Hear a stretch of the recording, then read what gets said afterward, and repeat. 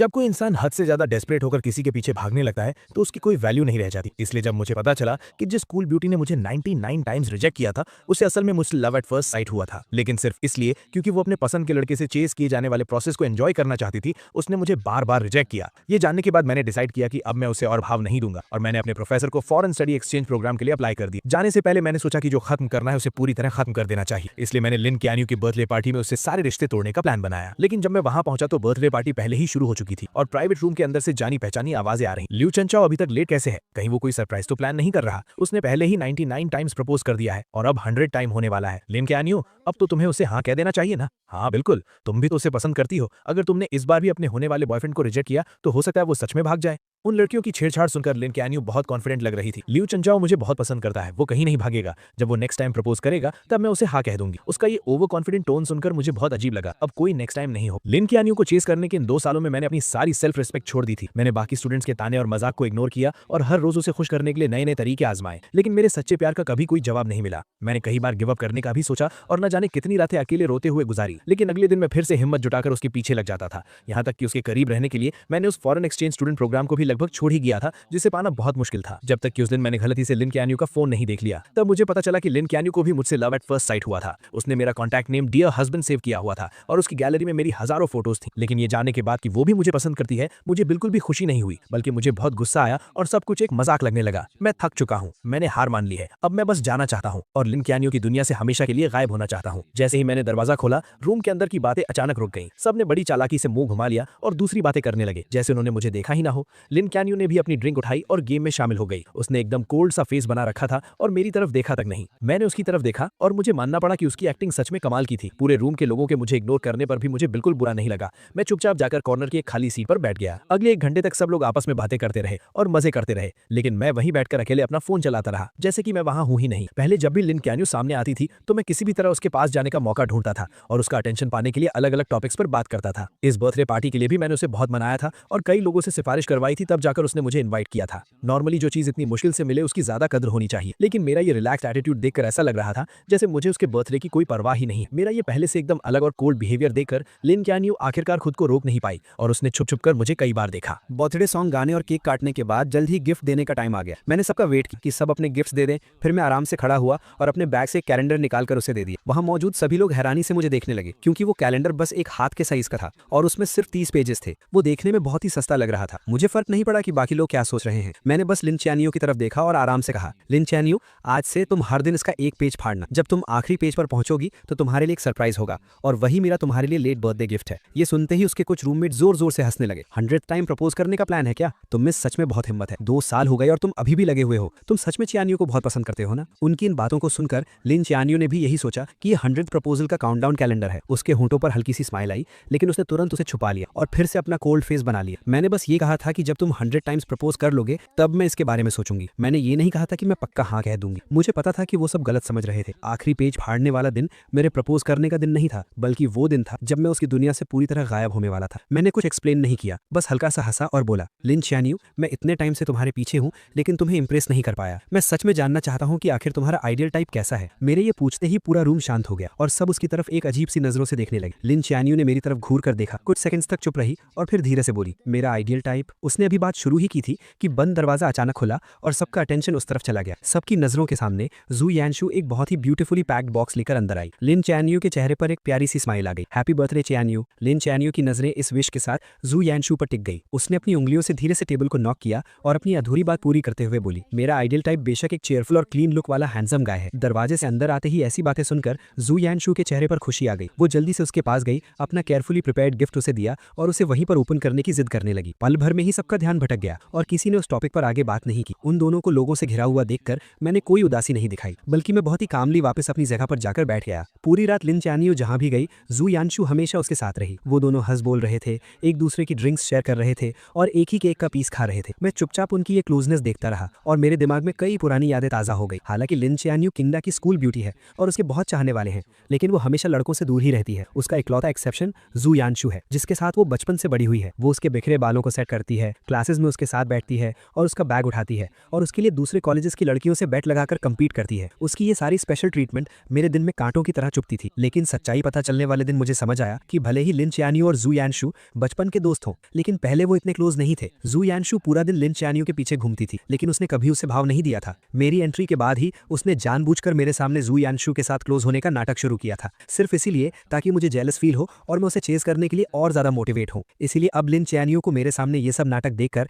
मुझे सिर्फ हंसी आ रही थी। मैंने अपना ग्लास नीचे रखा, खड़ा हुआ और वॉशरूम चला गया। मैंने अपने चेहरे पर पानी के छींटे मारे जिससे मुझे थोड़ा होश आया। मैंने अपने बैग से टिश्यू निकाला और चेहरे से पानी पोंछने लगा। मेरा चेहरा ढका हुआ था, इसलिए मुझे पता ही नहीं चला कि अचानक कोई मेरे पास आकर खड़ा हो गया। जब मैंने जू यानशु की वो अजीब सी ताने मारने वाली आवाज सुनी, तब मुझे एहसास हुआ कि कुछ गड़बड़ है। लोचेंजो, तुम इतने सालों से सिस्टर चियानियो के पीछे पड़े हो, लेकिन उसने कभी हाँ नहीं कहा, और तुम्हारी इतनी हिम्मत कि तुम बेशर्मों की तरह इस बर्थडे पार्टी में भी आ गए। मैं तुमसे रिक्वेस्ट करती हूँ, वो तुम्हें बिल्कुल पसंद नहीं करती। क्या तुम्हें थोड़ी भी सेल्फ रिस्पेक्ट नहीं है? तुम बस एक सस्ते डेस्परेट इंसान हो। उसकी बातें सुनकर मेरे चेहरे पर जरा सा भी गुस्सा नहीं। मैंने बस उसे कामली देखा और पूछा, क्या तुम्हारी बकवास खत्म हो गई? जू यानशु को मेरे ऐसे रिएक्शन की उम्मीद नहीं, इसलिए वो कुछ पल के लिए हैरान रह गई। बिल्कुल नहीं। क्या तुम्हें पता है कि पूरा स्कूल तुम्हारे बारे में क्या कहता है? 99 टाइम्स प्रपोज करने वाला डेस्परेट कुत्ता। आखिरकार तुम भी एक स्टूडेंट हो, क्या तुम्हें अपनी इज्जत की कोई परवाह नहीं है? कोई भी देखकर बता सकता है कि सिस्टर चियानियो मुझे पसंद करती है। तुम अपनी ये अंधी आंखें खोलकर क्यों नहीं देख? उसका ये बदतमीजी भरा रवैया देखकर भी मुझे कोई फर्क नहीं पड़ा। मैंने बस अपनी नजरें उससे हटाकर उसके पीछे की तरफ कर ली और कहा, इससे पहले कि तुम और गालियां दो, अपने पीछे देख। मेरी नजर का पीछा करते हुए जू यानशु अजीब सा मुंह बनाकर पीछे मुड़ी और सामने दरवाजे के बाहर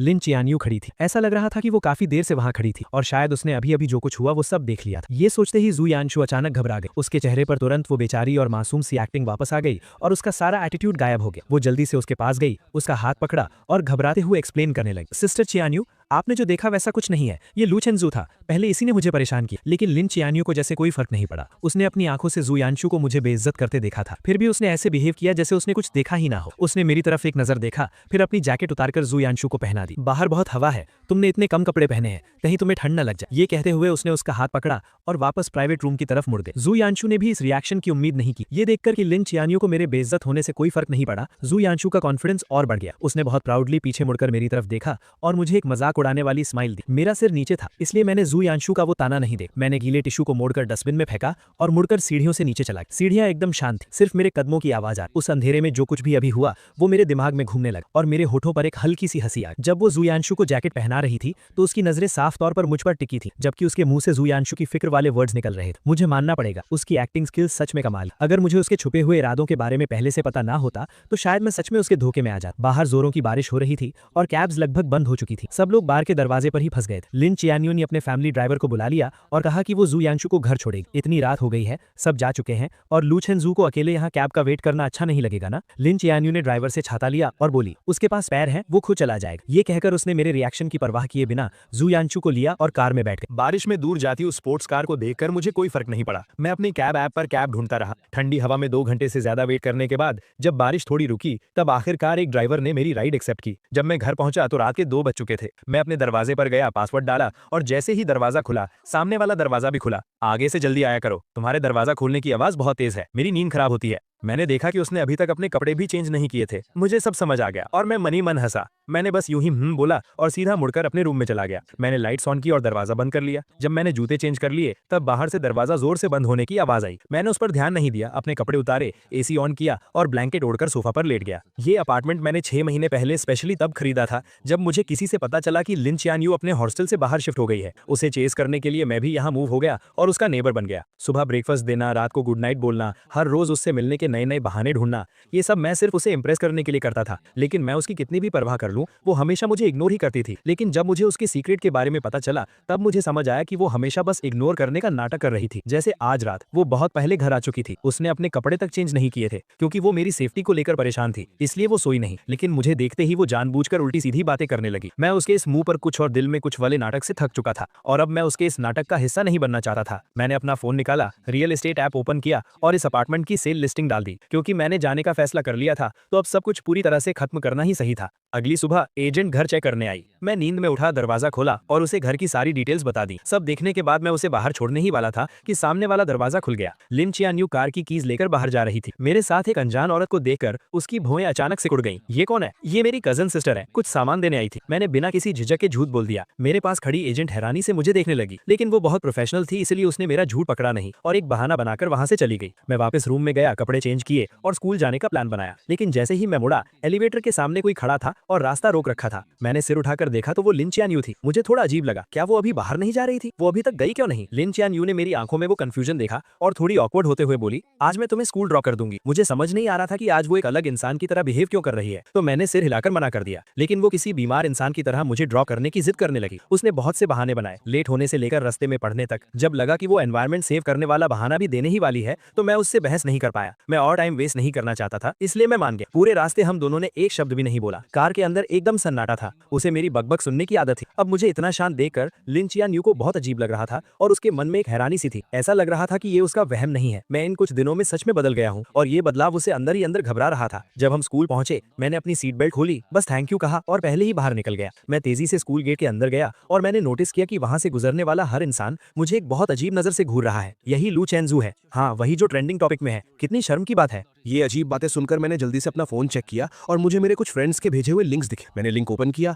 और देखा कि किसी ने लिन ख्यान यू को चेस करने की मेरी पूरी कहानी गॉसिप पेज पर डाल दी थी और वो ट्रेंड कर रही थी। उस चिंग द डेस्परेट डॉग वाले टाइटल को देखकर मैं एकदम हैरान रह गया। उस टाइटल के अंदर सबसे पॉपुलर पोस्ट वही थी जिसमें मेरे लिन ख्यान यू को चेस करने के सारे किस्से डिटेल में लिखे थे। हर एक छोटी चीज लिखी हुई थी, यहाँ तक कि मेरे लव लेटर्स का कंटेंट भी पब्लिक कर दिया गया था। दूर से मैंने देखा कि स्कूल नोटिस बोर्ड के सामने बहुत सारे लोग जमा। उस बोर्ड पर मेरे लिखे हुए लव लेटर्स चिपकाए गए और वो भीड़ उन पर हंसते हुए मजाक उड़ा रही। अरे बाप रे, तुम्हारी आंखों में डूब जाना कितना क्रिंजी है। 99 लव लेटर्स। ये लव स्ट्रक लोग कितने डरावने होते हैं। क्या ये चिंगदा का नंबर 1 जीनियस नहीं है? ये इतना डेस्परेट कैसे हो सकता है? ये बेइज्जती भरे ताने सुनकर मेरा दिल बैठ। मैं सीधा भीड़ के बीच घुसा और एक एक करके सारे लेटर्स फाड़ने लगा। जब मैं आखिरी लेटर फाड़ रहा था, तभी मेरे कानों में जू यानशु की तीखी और कड़वी आवाज, सिस्टर ख्यान्यू, लू चेंजू ने आपको इतनी बार प्रपोज किया है, आपको उसके लिए कितनी फीलिंग्स है? लिन ख्यान्यू की आवाज हमेशा की तरह एकदम ठंडी थी। उसने सिर्फ एक शब्द, जीरो। दोनों मेन कैरेक्टर्स को मौके पर देखकर और मुझे सरेआम इस तरह बेइज्जत होते हुए देखकर भीड़ की हंसी और भी तेज और बेकाबू हो गई। कुछ तमाशा देखने वालों ने जानबूझकर मुझे ताना मारते हुए पूछा, लू चेंजू, तुमने 99 टाइम्स प्रपोज किया और बदले में तुम्हें जीरो मिला, क्या तुम्हें और मेहनत नहीं करनी चाहिए? तुम्हारा नेक्स्ट प्रपोजल कब होने वाला है? हम सब भी देखने आएंगे और तुम्हें कुछ टिप्स भी देंगे, कैसा रहेगा? मैंने अपने हाथों में उन फटे हुए लव लेटर्स को कसकर पकड़ लिया, इतनी जोर से कि मेरी उंगलियां सफेद पड़ गई। कुछ बातें मेरे होठों तक आईं और मैं कुछ बोलने ही वाला था, लेकिन चारों तरफ से मुझे घूरती उन नजरों को देखकर मैंने खुद को रोक लिया। मैंने अपने हाथों में उन लेटर्स को हवा में ऊंचा उठाया जैसे कोई बैटल फ्लैग लहरा रहा हो और जोर से अनाउंस, ठीक है, 100वां प्रपोजल स्कूल के सेंट्रल स्क्वायर में 3 दिसंबर की सुबह 9 बजे। पूरे स्कूल के स्टूडेंट्स अपने दोस्तों के साथ इसे देखने के लिए इनवाइटेड है। ये कहने के बाद मैंने परवाह नहीं की कि वहां खड़े लोग क्या रिएक्शन दे रहे हैं। मैं अपना सिर ऊंचा करके पूरे कॉन्फिडेंस के साथ वहां से चला गया। उस सुबह मैं अपनी क्लासेस में नहीं गया। मैं वापस घर आ गया और मैंने अपने पास रखे उन सभी लव लेटर्स को एक एक करके फाड़ा, उन्हें जलाकर राख कर दिया और फिर फ्लश कर दिया। वीकेंड पर एक क्लब जो काफी टाइम से इनएक्टिव था, उसने अचानक मीटअप का मैसेज भेजा। मुझे वैसे भी अपनी क्लब रेजिग्नेशन एप्लीकेशन देनी थी, तो मैं वहां चला गया। लेकिन जैसे ही मैंने दरवाजा खोला, मैंने देखा कि लिन ख्यान्यू, जो कभी इन इवेंट्स में नहीं आती थी, वो भी आज हैरानी से वहां मौजूद। मैंने उसे इग्नोर किया और सीधा कॉर्नर में जाकर बैठ। मुझे देखते ही जू यानशु के कुछ दोस्तों ने नाटक शुरू कर। ख्यान्यू यहाँ आने के लिए कैसे मान गई? बेशक इसीलिए क्योंकि यानशु को पार्टी करना पसंद है। सब जानते हैं कि हमारी स्कूल ब्यूटी सिर्फ यानशु की बात मानती। मुझे उनके इन सस्ते नाटकों में कोई इंटरेस्ट नहीं, इसलिए मैंने बस कुछ ऑरेंजेस लिए और उन्हें छीलकर खाने। जब सब लोग जमा हो गए तो प्रेसिडेंट ने गेम शुरू करने की अनाउंसमेंट। मुझे कोई इंटरेस्ट नहीं था, लेकिन मुझे जबरदस्ती खींचा गया और मुझे बिना मन के इस बोरिंग ट्रूथ और डेयर गेम को खेलना पड़ा। 7-8 राउंड्स के बाद आखिरकार लिन ख्यान्यू हार गई। सब लोग एक्साइटमेंट भी चिल्लाने लगे। लिन स्कूल ब्यूटी को डेयर मिला है, कमरे में मौजूद किसी भी ऑपोजिट जेंडर को 3 मिनट तक किस करना। जल्दी बताओ स्कूल ब्यूटी, ये डेयर पूरा करने के लिए किसे सिलेक्ट कर? मुझे पता था कि वो मुझे नहीं चुनेगी और मुझे फर्क भी नहीं पड़ता था कि वो किसे चुनती। मैं बस अपना सिर नीचे किए अपने हाथ में रखे डाइस के साथ खेलता रहा और बिल्कुल मेरी उम्मीद के मुताबिक लिन ख्यान्यू ने जू यानशु को चुना। लेकिन उसने एक शर्त रखी कि कमरे की सारी लाइट्स बंद कर दी जाएं। कमरे में घुप अंधेरा था और सिर्फ सांसों की आवाजें सुनाई दे रही। 3 मिनट बाद लाइट्स ऑन हो। लिन ख्यान्यू आकर अपनी जगह बैठ गई, लेकिन जो यानशु वहीं खड़ी हैरान थी और उसका चेहरा उतरा हुआ था क्योंकि लिन ख्यान्यू ने उसे किस नहीं किया था। मैंने बस एक नजर उसकी तरफ देखा, तभी प्रेसिडेंट ने नेक्स्ट राउंड शुरू करने को कहा। मैंने अपने हाथ की 3 डाइस बिना सोचे समझे फेंक दी। बदकिस्मती से तीनों डाइस पर एक आया, जो सबसे लोवेस्ट स्कोर था। मैंने बिना कुछ कहे कार्ड्स के पाइल से एक कार्ड निकाला और वो वही सेम डेयर था, बिल्कुल सेम पनिशमेंट। पल भर में कमरे के सभी लोग एक्साइट हो गए और उनकी नजरें मेरे, लिन ख्यान्यू और जो यानशु के बीच घूमने लगी। मैंने ऐसे प्रिटेंड किया जैसे मैं कुछ देख ही नहीं रहा। मैंने गेम का पॉइंटर घुमा दिया और वो मेरे सामने बैठी एक जूनियर गर्ल पर जाकर रुका। सबको लगा कि मैं पीछे हटने वाला हूँ। मैंने उस जूनियर से कहा, सॉरी, तुम्हें थोड़ी परेशानी होगी। वो जूनियर एकदम कंफ्यूज थी और बस खड़ी होने ही वाली थी कि अचानक लिन ख्यान्यू झटके से खड़ी हुई और उसने अपनी चेयर को लात मारकर गिरा दी। जब किसी को समझ नहीं आ रहा था कि क्या हुआ,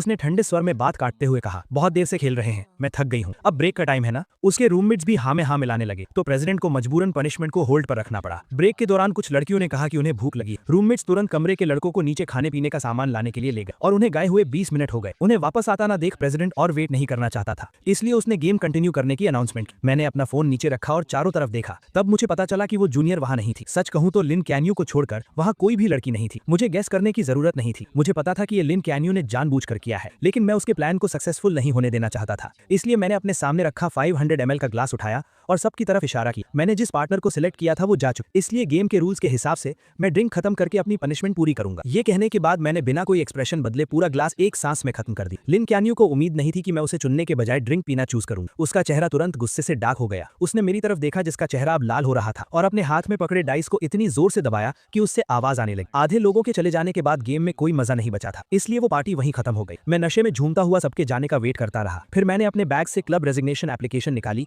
और प्रेसिडेंट को दे दी। दीवार के सहारे मैं नीचे जाने की कोशिश करने लगा। मैं सीढ़ियों के पास पहुंचा ही था कि मुझे धुंधला धुंधला जोयांशु दिखाई दी। मैं उसे इग्नोर करके साइड से निकलने ही वाला था कि उसने मेरा हाथ जोर से पकड़ लिया। उसकी आंखों में बहुत गुस्सा था। अभी लाइट्स ऑन होने के बाद तुमने मुझे उस अजीब नजरों से क्यों देखा था? मैं तुम्हें बता दूं, भले ही सिस्टर कैनियो में मुझे किस नहीं किया, उसका भी एक रीजन था। वो मेरी रिस्पेक्ट करती है। उसकी बातें सुनकर मेरी हंसी छूटने ही वाली थी, लेकिन मुझे पता था कि इस वक्त मैं कुछ भी कहूं जोयांशु नहीं समझेगी, इसलिए मैंने बस अपना सिर हिलाया और कहा, तुम बिल्कुल सही कह रही हो। ये कहकर मैंने उसका हाथ छुड़ाया और जाने लगा, लेकिन जोयांशु ने मुझे और जोर से पकड़ लिया और लगातार मुझे गालियां देने लगी। हम दोनों के बीच धक्का मुक्की होने लगी। मेरे पैर वैसे ही लड़खड़ा रहे थे और उसके खींचने की वजह से मेरा बैलेंस बिगड़ गया। मैं सीधा पीछे की तरफ गिरा और उन ऊंची सीढ़ियों से नीचे लुढ़कता चला गया। जोयांशु भी घबरा गई और उसका बैलेंस बिगड़ गया, जिससे वो भी मेरे साथ सीढ़ियों से नीचे गिर गई। ऊपर से गिरने की आवाज सुनकर जो स्टूडेंट्स अभी ज्यादा दूर नहीं गए थे वो तुरंत मुड़े और वापस भागे। हम दोनों को इतनी बुरी तरह घायल देखकर सब घबरा गए। आखिर में लिन कैन्यू ने किसी को कांटेक्ट किया और हमें अपने फैमिली हॉस्पिटल भेज। चेकअप के बाद डॉक्टर ने बताया कि मेरी हड्डी क्रैक हो गई है और अगर टाइम पर सर्जरी नहीं हुई तो मैं हमेशा के लिए डिसेबल्ड हो सकता हूँ।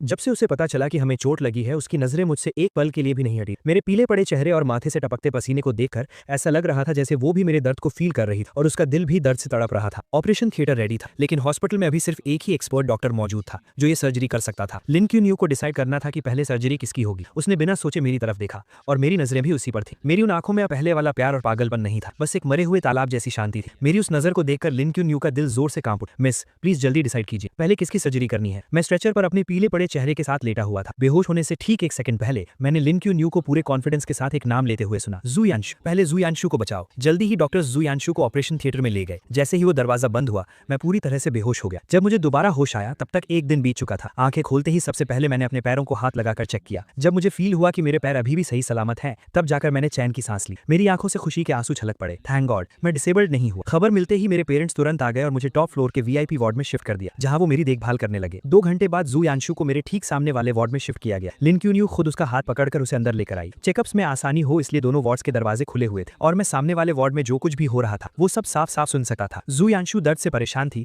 तो लिन क्यून्यू अलग अलग बातों से उसका ध्यान भटकाने की कोशिश कर रही थी। हॉस्पिटल का खाना उसे पसंद नहीं आ रहा था तो लिन क्यून्यू खुद घर जाकर उसके लिए लाइट और हेल्दी खाना बनाकर लाई। वार्ड में खाली बैठे उसे बोर फील हो रहा था तो लिन क्यून्यू उसके टाइम पास के लिए अलग अलग मजेदार चीजें लेकर आई। इन 10 दिनों में वो दोनों इतने क्लोज हो गए कि नर्सेस भी गॉसिप करने लगी कि क्या हॉस्पिटल के डायरेक्टर को उनका होने वाला दामाद मिल गया है। मैं चुपचाप ये सब सुनता रहा और मैंने कोई दखल नहीं दिया, लेकिन मुझे अच्छे से पता था कि लिन क्यून्यू ये सब नाटक सिर्फ मुझे दिखाने के लिए कर रही है। आखिरकार मैंने इस वार्ड का दरवाजा सैकड़ों बार बंद किया था, लेकिन हर बार दरवाजा बंद होते ही कोई नर्स चेकअप के लिए आ जाती। ये कोई इत्तेफाक तो बिल्कुल नहीं। डिस्चार्ज वाले दिन मुझे बेसमेंट पार्किंग में वो दोनों फिर मिल गए। मुझे आता देख लिन क्यून्यू ने व्हील चेयर पर बैठी जुयांशु को उठाया और कार में बिठा दिया। लुचेंजो, मैंने सुना है तुम क्यून्यू के घर के सामने ही रहते हो, चलो हम तुम्हें ड्रॉप कर देते हैं। मैं उनसे कोई बात नहीं करना चाहता था तो मैंने बिना सिर उठाए सीधा अपनी कैब में बैठ गया। जब कैब मेरे अपार्टमेंट के नीचे पहुंची मैंने अपने पेरेंट्स की हेल्प लेने से मना कर दिया और अपनी क्रचेस के सहारे अकेले ही घर चला गया। एलिवेटर बेसमेंट 1 से फर्स्ट फ्लोर पर आई। लिन क्यून्यू जिसे जुयांशु को घर छोड़ने जाना था वो अचानक एलिवेटर के अंदर आ गई। हम दोनों ने एक दूसरे को देखा लेकिन किसी ने कुछ नहीं कहा। एलिवेटर 17th फ्लोर पर रुकी। लिन क्यून्यू दरवाजे के पास खड़ी थी और बाहर नहीं जा रही, इसलिए मुझे अपनी क्रचेस के सहारे थोड़ा घूमकर पहले बाहर निकलना पड़ा। मैं धीरे चल रहा था लेकिन मेरे पीछे आ रही लिन क्यून्यू मुझसे भी धीरे चल रही। मैं फील कर सकता था कि उसकी नजरें मुझ पर ही टिकी थी। जब मैं दरवाजे पर पहुंचा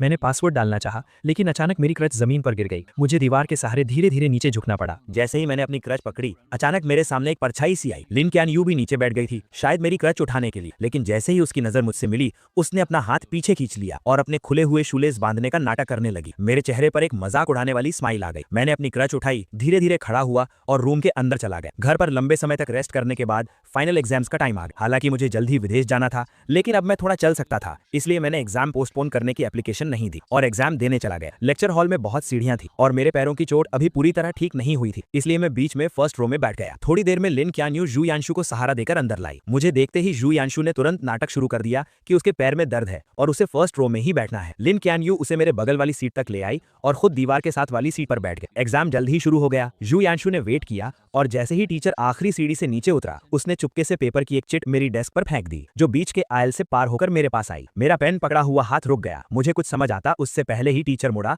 और उसने मुझे डांट दी। एग्जाम से पहले ही मैंने बार बार कहा था कि मार्क्स कम आए तो चलेगा, लेकिन कैरेक्टर पर कोई सवाल नहीं उठना चाहिए। चीटिंग बिल्कुल अलाउ नहीं और तुमने जानबूझकर ये गलती की है। लू चेन चाओ, तुम्हारा एग्जाम कैंसिल किया जाता है। तब जाकर मुझे समझ आया कि यू यांशु का असली प्लान क्या था, लेकिन मैं चुपचाप ये इल्जाम अपने सिर नहीं लेना चाहता था। मैं तुरंत खड़ा हुआ और अपने डिफेंड में कहा कि सीसीटीवी फुटेज चेक किया जाए। बदकिस्मती से सुबह ही टीचिंग बिल्डिंग की इलेक्ट्रिसिटी कट गई थी, इसलिए क्लास का सीसीटीवी कैमरा चालू नहीं था। यू यांशु के चेहरे पर हैरानी से खुशी में बदलते हुए एक्सप्रेशन को देखकर मुझे बहुत गुस्सा आ रहा था। लिन क्यान यू यांशु के बगल में बैठी और उसने सब कुछ अपनी आंखों से देखा था। टीचर भी किसी बेकसूर को सजा नहीं देना चाहता था, इसलिए उसने तुरंत लिन क्यान यू को आगे बुलाया। किंगडा की टीचिंग बिल्डिंग लिन फैमिली ने ही इन्वेस्ट की थी। लिन क्यान यू को किसी की चापलूसी करने की जरूरत नहीं और वो हमेशा फेयर रहती, इसलिए टीचर्स और स्टूडेंट्स के बीच उसकी बात को बहुत अहमियत दी जाती। पूरी बात सुनने के बाद लिन क्यान यू ने आंखें उठाकर मुझे देखा और फिर बहुत ही कामनेस के साथ बोली, जिसने चीटिंग की वो यू यांशु नहीं है। उसके ये कहते ही मेरे ऊपर लगा इल्जाम पक्का हो। लू चेन चाओ, अब तुम्हारे पास क्या बहाना है? तुमने चीटिंग की, उसे एक्सेप्ट भी नहीं कर रहे और उल्टे अपनी क्लासमेट पर इल्जाम लगा रहे हो। तुम सच में सुधरने वाले नहीं। तुम्हारे पिछले मार्क्स भी कहीं चीटिंग से तो नहीं आए थे? कुछ भी हो जाए,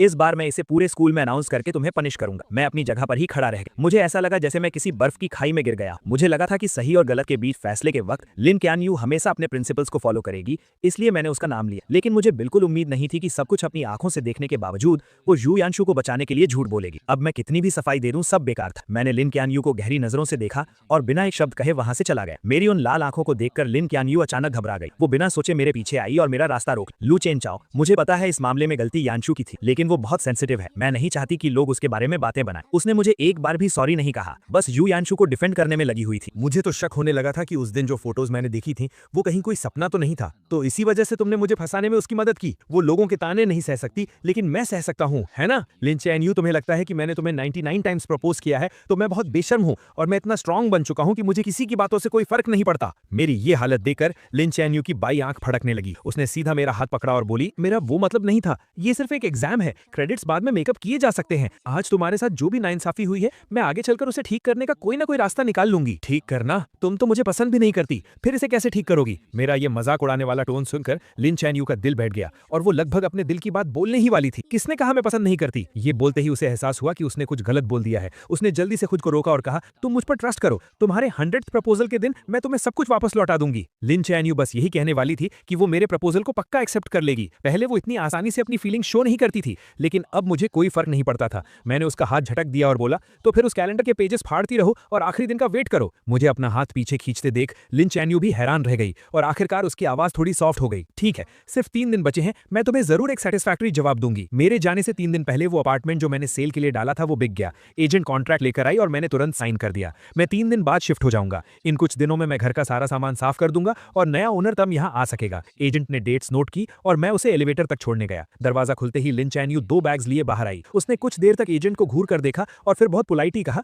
गुड मॉर्निंग। एजेंट ने भी हैरानी में रिप्लाई किया, गुड मॉर्निंग। एलिवेटर के नीचे जाने के बाद मैं मुड़कर अपने रूम में जाने ही वाला था कि अचानक लिन चैन यू ने मुझे रोक लिया और अपने हाथ में पकड़ा एक बैग मेरी तरफ बढ़ा दिया। मैं बस वहां से गुजर रही थी, मैंने ये थोड़ा ज्यादा ले लिया है और मैं इसे खत्म नहीं कर पाऊंगी। क्या तुम थोड़ा ट्राई करना चाहोगे? मैंने उस बैग की तरफ एक नजर डाली। वो मेरे फेवरेट ड्राई फ्रूट्स थे। ये शॉप ईस्ट साइड में थी, जहां आने जाने में 2 घंटे लगते थे और वहां 1 घंटे की लाइन में लगना पड़ता था। वो स्पेशली मेरे फेवरेट स्नैक्स खरीदने गई थी और फिर उसे मुझे देने का बहाना ढूंढ लाई। मैंने बिना कुछ कहे वो बैग ले लिया, लेकिन घर के अंदर जाते ही मैंने उस बैग को हवा में उछाल कर फेंक दिया दिया और वो सीधा डस्टबिन में जाकर गिरा। जाने से 2 दिन पहले मैं प्रिंटिंग शॉप गया और मैंने हजारों रुपए खर्च करके 5 उंगलियों के साइज के 10,000 कार्ड्स प्रिंट करवाए। मैं अपने पुराने हॉस्टल गया और अपने रूममेट्स को एक काम दिया। मैंने उनसे कहा कि 3 तारीख को वो मेन बिल्डिंग की छत पर जाएं और इन कार्ड्स को पूरे स्क्वायर पर उड़ा दें। रूममेट्स को भी पता था कि हाल ही में क्या हुआ है। मुझे अभी भी हार ना मानता देख वो सब मुझे समझाने लगे, चंचू रहने दो ना, लिन चैन यू ने तुम्हारे साथ इतना बुरा किया, तुम खुद को और क्यों तकलीफ दे रहे हो। हाँ यार, उसने सच में बहुत गलत किया है, तुम्हारा प्यार डिजर्व नहीं करती वो। हालांकि मैं मूव ऑन कर चुका था,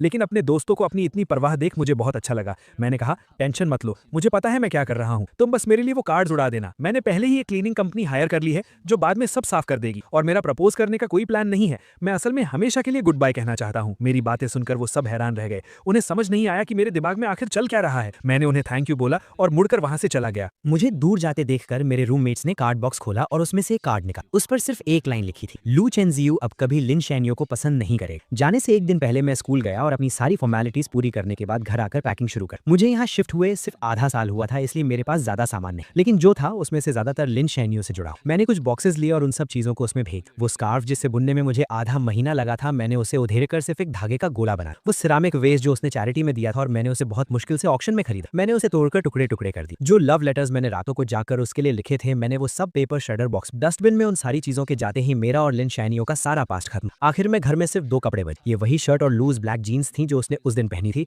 जब हम पहली बार मिले। मैंने माचिस जलाई और उन्हें जलाकर राख कर दी। जब मैं खड़ा हुआ तो मैंने देखा कि लिन शैनियो कुछ ही दूरी पर खड़ी थी। मैंने बहुत कामली उससे कहा, बस कुछ फालतू का कचरा साफ कर, और मुड़कर अपस्टेयर्स चला। अगले दिन सुबह होते ही मैं सामने वाले दरवाजे की आवाजों से उठ गया। मैंने नींद में अपनी आंखें खोली और टाइम देखने के लिए अपना फोन उठाया। तभी मैंने नोटिफिकेशन बार में लगातार आते हुए ढेरों मैसेजेस देखे। मुझे समझने में थोड़ा टाइम लगा कि ये सारे मैसेजेस 20 से ज्यादा लोगों के ग्रुप से आ रहे हैं। 1 साल पहले लिन शैनियो की पसंद जानने के लिए मैं चुपके से इस ग्रुप में जुड़ा था। मैं उस ग्रुप से लीव होना भूल गया और लिन शैनियो को भी नहीं पता था कि मैं उस। इतनी सुबह सुबह जो लोग बातें कर रहे थे वो लिन शैनियो की हॉस्टल फ्रेंड्स थी। जैनियो इतनी जल्दी उठ गई, कहीं ऐसा तो नहीं कि एक्साइटमेंट के मारे तुम रात भर सोई ही नहीं? ये भी कोई पूछने की बात। वो कल रात 11 बजे से ही तैयारी में लगी। क्या इस बार सच में तुम लू चेनजियू का प्रपोजल एक्सेप्ट करने वाली हो? यहाँ तक स्क्रॉल करने के बाद मेरे हाथ रुक गए। मैंने देखा कि नीचे लिन शैनियो ने एक लंबा सा मैसेज टाइप किया हुआ था। प्रपोजल एक्सेप्ट करने की बात नहीं है, हम दोनों एक दूसरे को पसंद करते हैं तो हमारा साथ आना तो वैसे भी तय। अब ये फालतू के सवाल मत, मुझे ये बताओ कि आज कौन सी ड्रेस ज्यादा अच्छी लगे, ये वाली या ये वाली? उसके भेजी गई दर्जनों ड्रेसेस की फोटोज देखकर ग्रुप में खलबली मच गई। हे भगवान, इतनी सारी तैयारियां! क्या ये हमारी वही कोल्ड स्कूल ब्यूटी है जो लड़कों से दूर रहती थी?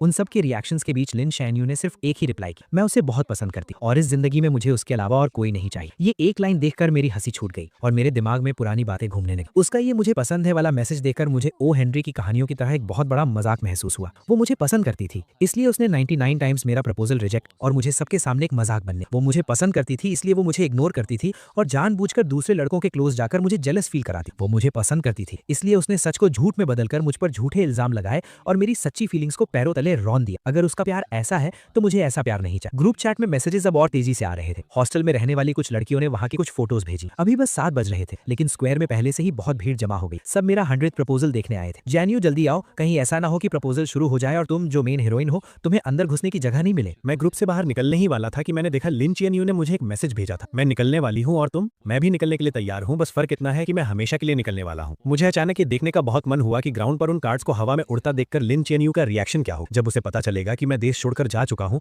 तो उसे कैसा फील होगा। लेकिन अफसोस, मैं वो सब नहीं देख पाऊँ। आज के बाद लिन चेनयू से मेरा कोई लेना देना नहीं है। मैंने आराम से अपनी पैकिंग खत्म की, मुड़कर उस खाली रूम को देखा और फिर अपना फोन निकालकर लिन चेनयू के सारे नंबर्स और अकाउंट्स ब्लॉक कर दिए। ये सब करने के बाद मुझे इतनी शांति मिली जो मैंने पहले कभी फील नहीं की थी। मैंने अपना सूटकेस उठाया, मुड़कर दरवाजे से बाहर निकला और अपनी एक नई और बेहतरीन जिंदगी की तरफ कदम बढ़ा। 9 बजने में अभी 5 मिनट बाकी। स्क्वायर में इतनी भीड़ थी कि पैर रखने की भी जगह नहीं। यहाँ तक कि सिक्योरिटी गार्ड्स को भी ऑर्डर मेंटेन करने के लिए आना पड़ा। नीचे इतने सारे लोगों की भीड़ को देखकर मेरे रूममेट्स हैरान रह गए और खुशी से बातें करने लगे। इतने सारे लोग, इसका मतलब है जो भी होने वाला है वो तुरंत पूरे स्कूल में फैल जाएगा। ये अच्छा ही है, वरना चैन झुके जाने के बाद भी लोग पीठ पीछे उसके बारे में बातें करते रहेंगे। वो आपस में बातें कर ही रहे थे कि टाइम हो गया। 8:59 हो गए हैं। चैनझू पहुंच चुका होगा। जल्दी करो, जो कार्ड्स फेंकने वाले हैं और जो फोटोज क्लिक करने वाले हैं सब रेडी हो जाओ। हमें चैनझू के फ्लाइट में बैठने से पहले उसे ये नजारा जरूर दिखाना है। उनकी बात खत्म होते ही 9 बजे का अलार्म बज उठा। 2 लड़के राइट और लेफ्ट साइड में अपनी पोजीशन पर खड़े हो गए और विंडो पर रखे उन कार्ड्स के ढेरों को हवा में उड़ा दी। पल भर में ही वो सफेद कार्ड 16 फ्लोर की छत से हवा में तैरते हुए नीचे गिरने लगे। स्क्वायर में खड़े किसी कमजोर नजर वाले स्टूडेंट ने चिल्लाकर कहा, देखो स्नो गिर रही है, और सबने अपना सिर ऊपर उठा लिया। जैसे ही वो कार्ड्स नीचे गिरने वाले थे,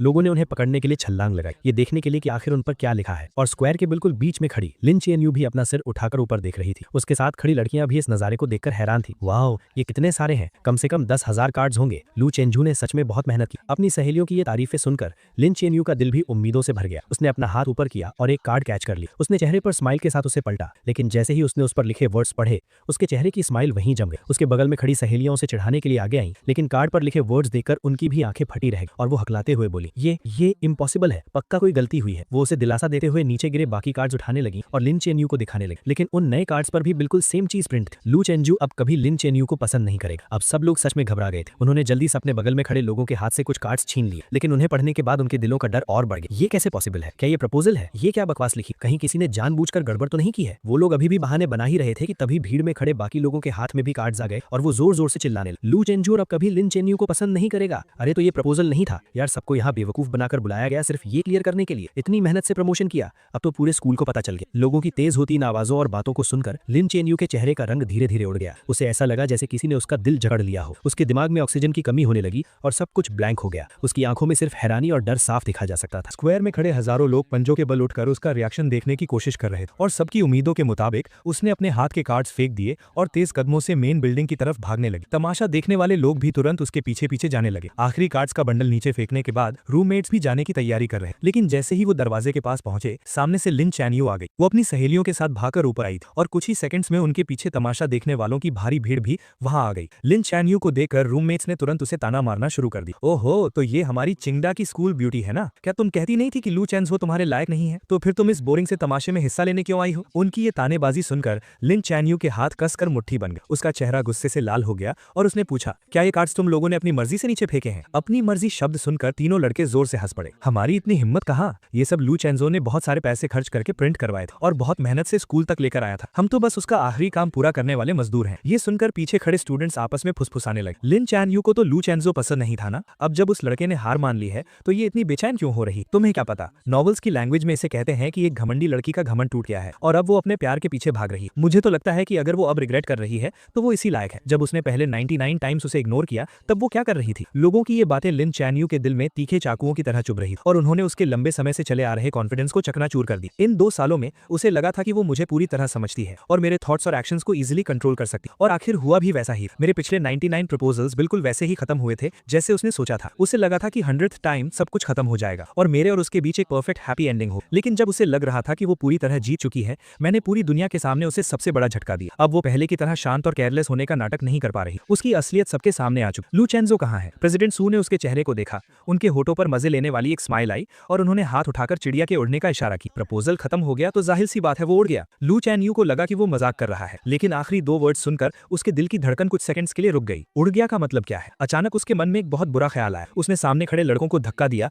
और छत की तरफ भागी। छत बिल्कुल खाली थी, वहां कोई नहीं था और सीढ़ियों और एलिवेटर में लोगों की इतनी भीड़ थी कि मेरा नीचे जाना इम्पॉसिबल था। क्या लू चेंजो आज स्कूल नहीं आया था? ये एहसास होते ही वो बुरी तरह घबरा गई और उसे समझ नहीं आ रहा था कि वो क्या करे। सिक्योरिटी गार्ड्स ने आखिरकार मेन बिल्डिंग में फंसी सारी भीड़ को बाहर निकाला। अपनी सहेलियों के सहारे लिन चैन्यू नीचे आई। उसने देखा कि 7-8 स्वीपर्स जमीन से वो कार्ड्स साफ कर रहे थे। वो बिना कुछ सोचे नीचे झुकी और एक कार्ड उठाया जिस पर जूतों के निशान छपे थे। अब जब उसने उन वर्ड्स को देखा तो उसकी फीलिंग्स बदल चुकी थी। उसका गुस्सा और हैरानी अब एक कभी ना खत्म होने वाले डर और घबराहट में बदल चुके थे। कुछ नहीं होगा चैन्यू, लू चेंजो ने ये सब पक्का उस सस्पेंशन वाले मामले के गुस्से में किया होगा। तुम वापस जाओ और उसे अच्छे से एक्सप्लेन करो। अपने दिल की सारी बातें उसे बता दो। वो तुम्हें बहुत पसंद करता है, वो तुम्हें पक्का माफ कर देगा। हाँ, उसने तुम्हें 2 साल चेज किया है और 99 टाइम्स प्रपोज किया है। इस बार वो पक्का बस ऐसे ही गुस्सा दिखा रहा है। तुम उसे थोड़ा सा मना लोगी तो वो मान जाएगा। हालांकि सब लोग उसे पॉजिटिव बातें बोलकर समझा रहे थे, लेकिन लिन चैन्यू के सिक्स्थ सेंस उसे बता रही थी कि इस बार सब कुछ पहले से बिल्कुल अलग है। वो अपनी उस घबराहट को रोक नहीं पा रही थी और उसे अपनी सहेलियों की बातें भी शोर लग रही थी। परेशान होकर वो सीधा कार ड्राइव करके अपार्टमेंट की तरफ निकल गई। वो मुझे ढूंढकर सब कुछ क्लियर करना चाहती थी। 10:30 पर उसने अपनी कार पार्क की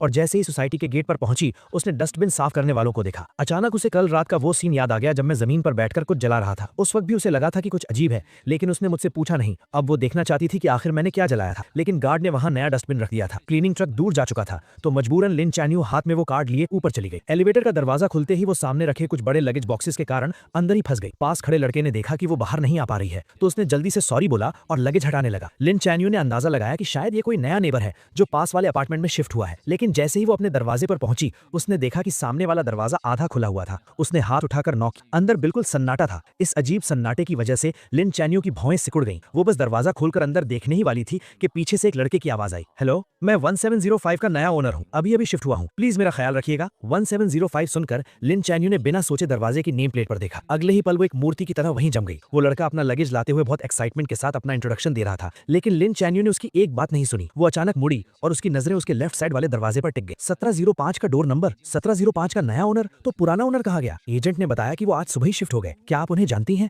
क्या आप मुझे उनका कॉन्टैक्ट नंबर दे सकती हैं? ऐसा लग रहा था कि उन्हें जाने की बहुत जल्दी थी। उन्होंने इस अपार्टमेंट का प्राइस बहुत कम रखा था, तो मैंने जल्दी से इसे खरीद लिया। मैं उन्हें एक बार थैंक यू बोलना चाहता था। इन कुछ शब्दों ने लिन चैन्यू का दिमाग सुन कर दिया। काफी देर तक वहीं खड़े रहने के बाद उसे अचानक होश आया। वो साइड हुई और उसने उस आधे खुले दरवाजे को धक्का देकर खोल दिया। रूम पूरी तरह खाली था। कुछ फर्नीचर को छोड़कर वहां कोई भी पर्सनल चीज नहीं थी। वो कमरा एक नए घर की तरह एकदम साफ था। उस लड़के ने लिन चैन्यून के पीले पड़ते चेहरे पर ध्यान नहीं दिया और अभी भी दांत दिखाते हुए हंस रहा था। साफ है ना? एजेंट ने बताया कि उस भाई ने 3 दिन तक सफाई की। क्योंकि सारा सामान ले जाना मुश्किल था तो उसने बहुत सी चीजें फेंक भी दी। लिन चैन्यू को याद ही नहीं था कि वो अपने घर वापस कैसे पहुंचा। जब उसे होश आया तो उसने खुद को दरवाजे के पास जमीन पर गिरा हुआ पाया। उसके पैरों में कोई जान नहीं बची थी और वो पूरी पसीने में भीगी हुई थी, जैसे अभी अभी पानी से निकाली गई हो। उसने अपना फोन निकाला, वीचैट पर मेरी प्रोफाइल ओपन की और कांपते हाथों से कुछ वर्ड्स टाइप किए। तुम यहाँ से शिफ्ट क्यों हो गए? जैसे ही उसने सेंड बटन दबाया, स्क्रीन पर एक लाल निशान आ गया। उस लाल निशान को देखकर उसकी आंखें कुछ सेकंड्स के लिए वहीं टिक गईं। फिर भी उसे यकीन नहीं हुआ तो उसने कुछ और मैसेजेस सेंड किए, लेकिन हर बार वही सेम फेल्ड मैसेज की वार्निंग आई। फोन की स्क्रीन को देखकर उसे ऐसा लगा जैसे किसी ने उसका गला घोंट दिया हो और उसकी सांस रुकने लगी। जैसे ही उसकी सांस रुकने वाली थी, फोन बजा। उसने अपना हाथ हटाया और फोन उठाया। तभी उसे अपनी रूममेट की घबराई हुई आवाज सुनाई दी। चीएनयू, गड़बड़ हो गई। लू चेंजू इटली चला गया है। मैंने अभी अभी नोटिस बोर्ड पर एक्सचेंज स्टूडेंट लिस्ट में उसका नाम देखा है। ये बात लिन चीएनयू के दिल में किसी बिजली की तरह गिरी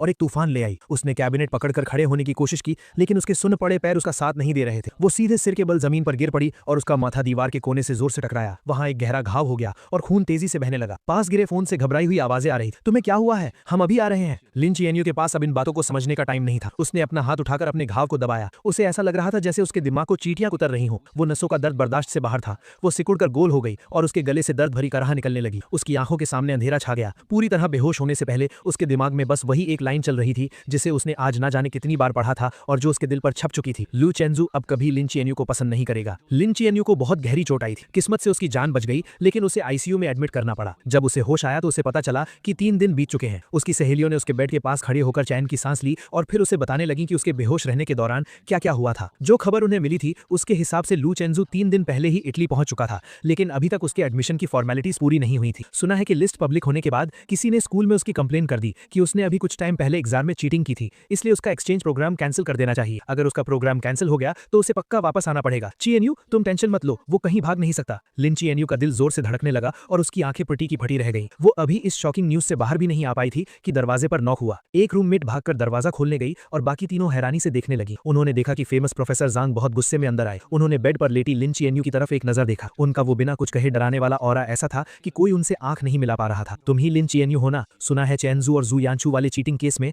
तुमने ही गवाही दी थी। मुझे तुमसे बात करनी है। ये सुनकर रूममेट्स वहां रुकने की हिम्मत नहीं कर पाई और तुरंत वार्ड से बाहर चली गईं। धीरे धीरे बंद होते दरवाजे को देखते हुए लिन चीएनयू ने हल्का सा अपना सिर उठाया। हाँ, मैंने ही गवाही दी थी। ये जवाब सुनते ही प्रोफेसर जांग का चेहरा गुस्से से लाल हो गया और उन्होंने अपनी आवाज तेज करते हुए कहा, चेंजू ने मुझे बताया कि तुमने झूठी गवाही दी है। इतने बड़े मामले में तुमने झूठ बोलने की हिम्मत कैसे की? क्या तुम्हें पता भी है कि इसका उसके फ्यूचर पर क्या असर पड़ेगा? अगर ऑफिशियल नोटिस आ गया और ऊपर से जो कंट्रोवर्सी तुम्हारे कारण इंटरनेट पर हुई थी उसे मिला दें तो उसकी पूरी जिंदगी तुम्हारे हाथों बर्बाद हो जाएगी। वो तुम्हें पसंद करता है, लेकिन अपने दिल पर हाथ रखकर बताओ, क्या इन 2 सालों में उसने कभी तुम्हारे साथ कुछ बुरा किया है? क्या तुम उससे इतनी नफरत करती हो कि उसे पूरी तरह से बर्बाद करना चाहती हो? अगर तुम्हारे अंदर थोड़ी सी भी इंसानियत बची है तो तुरंत स्कूल एडमिनिस्ट्रेशन के पास जाकर उन्हें सच बताओ। ये बातें सुनकर लिन चीएनयू का दिमाग सुन्न हो गया और उसका दिल घबराहट से तेज धड़कने लगा। उस वक्त वो बस इस बात से गुस्सा थी कि मैंने क्लब पार्टी में उसे चूज नहीं किया। वो बस मुझे माफी मांगने पर मजबूर करना चाहती थी, इसलिए उसने टीचर जाओ से झूठ बोला था। उसने कभी सपने में भी नहीं सोचा था कि इसके इतने बड़े कॉन्सिक्वेंसेस हों। उसने अपने माथे की चोट की परवाह किए बिना स्ट्रगल करके उठने की कोशिश की ताकि वो प्रोफेसर जैंग के साथ स्कूल जाकर सच बता सके। जैसे ही वो दोनों वार्ड से बाहर निकले, हॉस्पिटल स्टाफ ने उन्हें रोक लिया। डॉक्टर्स उसे जाने नहीं देना चाहते थे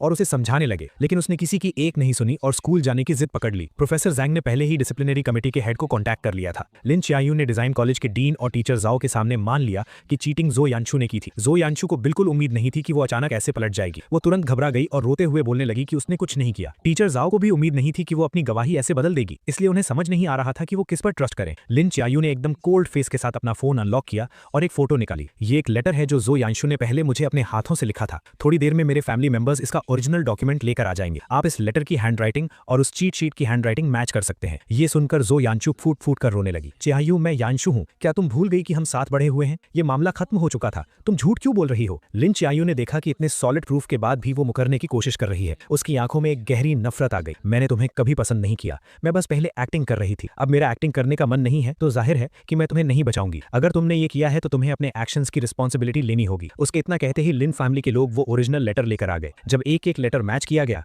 तो ये साफ हो गया कि चीट शीट पर हैंडराइटिंग जो यानशू की ही थी। डिसिप्लिनरी कमेटी ने तुरंत एक मीटिंग बुलाई और पूरे स्कूल में सच अनाउंस करने का फैसला किया। क्योंकि इस इंसिडेंट का बहुत बुरा असर पड़ा था, इसलिए जो यानशू को स्कूल से एक्सपेल कर दिया गया और ये बात उसके परमानेंट रिकॉर्ड में डाल दी गई। जब सब कुछ सेटल हुआ तब तक अंधेरा हो चुका था। लिन चियांगयू दीवार का सहारा लेते हुए बाहर आई और उसने प्रोफेसर जैंग को रोका। प्रोफेसर जैंग, क्या चेंजू को पता है कि यहाँ क्या हुआ? हालांकि मामला पूरी तरह से सॉल्व हो गया था, लेकिन प्रोफेसर जैंग का गुस्सा अभी शांत नहीं हुआ था और वो अभी भी उससे चिढ़े हुए थे। वो लगभग एक्सपेल होने वाला था, तो उसे कैसे नहीं पता होगा? क्या तुम्हारे दिमाग में सच में चोट लग गई है? इस तरह डांट खाने के बाद लिन चियांगयू को और भी बुरा लगा, लेकिन वो फिर भी कुछ पूछना चाहती थी। अब जब सब कुछ ठीक हो गया है तो क्या वो वापस आएगा? ये एक्सचेंज प्रोग्राम पूरे डिजाइन कॉलेज में सिर्फ एक ही था और चेंजू ने इसे अपनी मेहनत से हासिल किया था। वो इटली में 3 साल तक अपनी स्टडीज पूरी करेगा और वापस आने के बाद उसका फ्यूचर बहुत ब्राइट होगा। वो वापस क्यों आएगा? और वैसे भी क्विंगडा में तुम्हारे जैसे लोग हैं, अगर वो वापस नहीं आएगा तो कम से कम उसे तकलीफ तो नहीं सहनी पड़ेगी। अगर मुझे पता होता कि वो इतना अंधा है कि तुम्हारी जैसी लड़की को पसंद करेगा तो मैंने उसे उसी वक्त समझाया होता कि पार्टनर चुनते वक्त अपनी आंखें खुली रखनी चाहिए। जब मुझे प्रोफेसर जैंग का सब कुछ ठीक होने वाला कॉल आया,